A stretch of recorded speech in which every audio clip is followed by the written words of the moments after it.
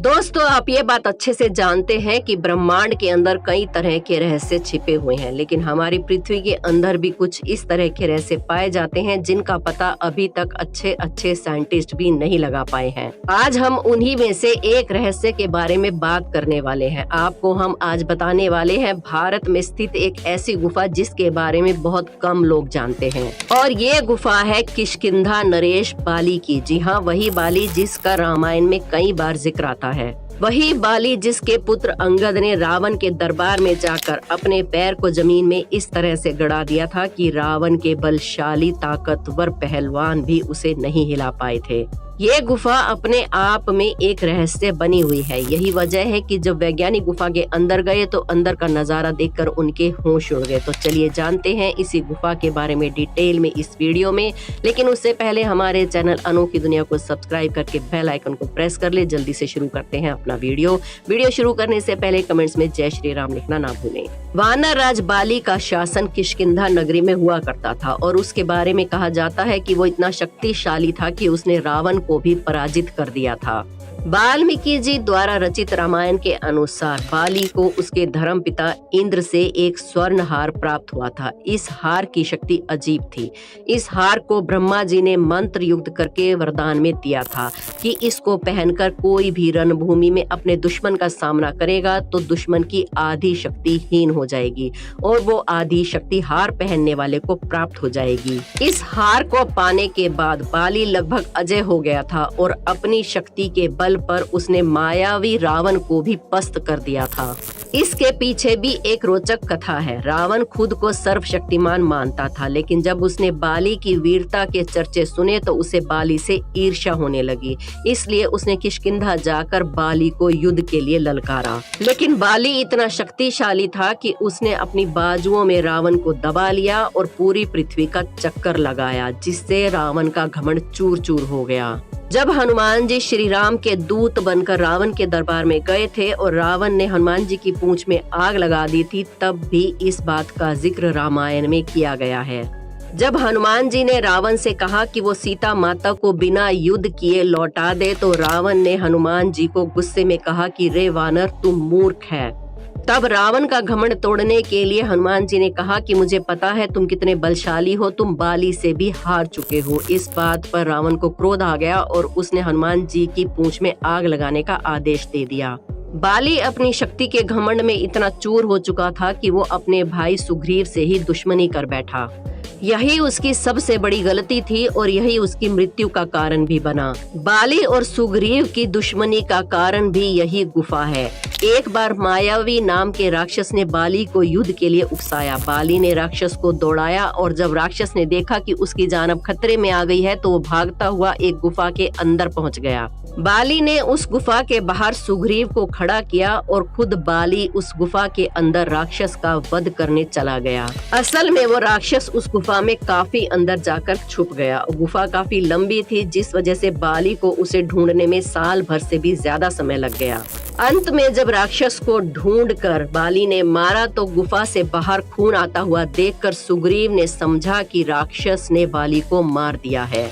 गुफा से निकलते हुए खून को देखकर उसके दिमाग में एक ही सवाल पैदा हो रहा था कि कहीं युद्ध में बाली की मृत्यु न हो गई हो। इसी को देखते हुए उसने एक बहुत बड़ा पत्थर उठाया और उस गुफा के मुंह को बंद कर दिया। दोस्तों, जिस गुफा में बाली को मायावी राक्षस को ढूंढने में 1 साल से भी ज्यादा समय लग गया, आप अंदाजा लगा सकते हैं कि वो गुफा कितनी लंबी होगी। बाली जब मायावी राक्षस का वध करके वापस लौटा तो उसने देखा कि गुफा के मुंह के बाहर एक बड़ा सा पत्थर रखा है। तब बाली को लगा कि उसके भाई सुग्रीव ने उसके साथ धोखा किया है और वो धोखे से उसका शासन हड़पना चाहता है।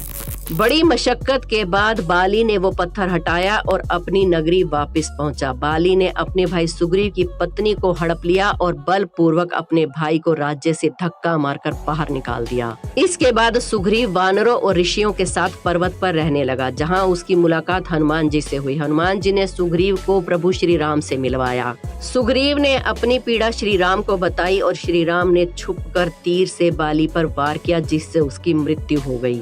बाली के बलशाली होने का अंदाजा आप इसी से लगा सकते हैं कि स्वयं श्री राम को भी उस पर छिपकर वार करना पड़ा।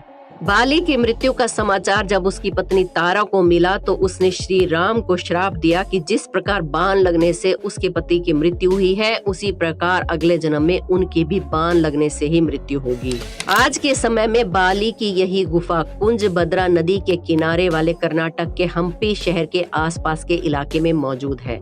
यहाँ के लोगों का दावा है कि ये वही बाली की गुफा है जिसमें बाली और मायावी राक्षस का युद्ध हुआ था।